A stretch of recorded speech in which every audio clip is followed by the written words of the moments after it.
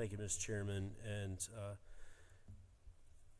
Senator, it's my reading of this, beginning that with respect to the questions that were asked previously, that if a determination is made by the EPA that a manufacturer knowingly withheld, concealed, misrepresented, destroyed material information regarding human health risks, that the earlier part of the bill would not apply. So any concern that the manufacturer may have this information, be aware of this information, that's specifically excluded from the legislation that you're presenting here today.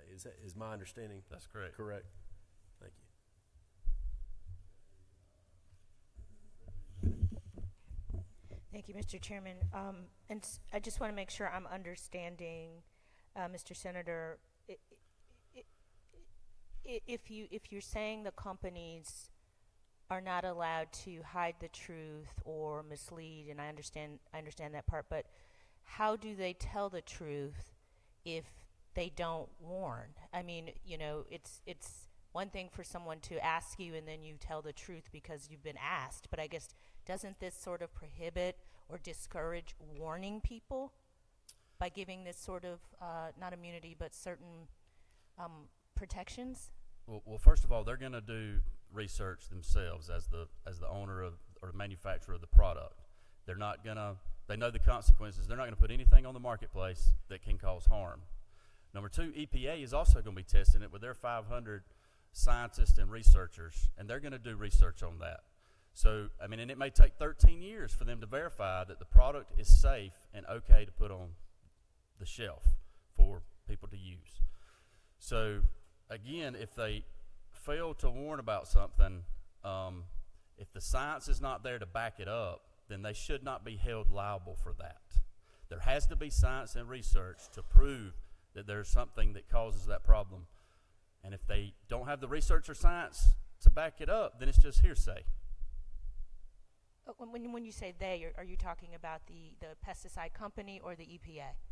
Talking about the consumer or whoever's concerned about the issue that they have. Okay, Whip Burchett. Thank you, Mr. Chairman. Thank you, Senator Watson, for bringing the bill. Is there anywhere in here that it says you cannot bring a claim for wrongful death? No, sir. Is there anywhere in this bill that allows or disallows the ability to bring a personal injury claim? No, sir. All right. In the event that I think our colleagues are mentioning that there is a determination by the EPA that the manufacturer was in bad faith hiding something that would hurt somebody, would they be covered under this bill? No. Thank you, Thank you, Senator. Okay. Chairman Martin. Senator, and the leader covered my question on line 42, the carve out for knowingly will withhold information. But let me see if I can provide a scenario, and you tell me if it would apply. If there's a product out there and the EPA is, the EPA has approved the label and everything's going fine. If later on at some point they found out that product caused something and nobody knew about it, and you say that happened in 2020, and then in 2025, that product caused something that nobody knew about, and it injured somebody, they would still be able to bring a suit for that injury or, heaven forbid, that fatality or any damages, right? But they wouldn't be able to bring a suit for failure to warn because they didn't knowingly conceal or misrepresent. Correct. So the difference there is this isn't not true. This does not keep the company, does not reward the company for being dishonest with the public, but instead doesn't penalize them for not being able to look into the future. Correct. Thank you. Yep. Okay.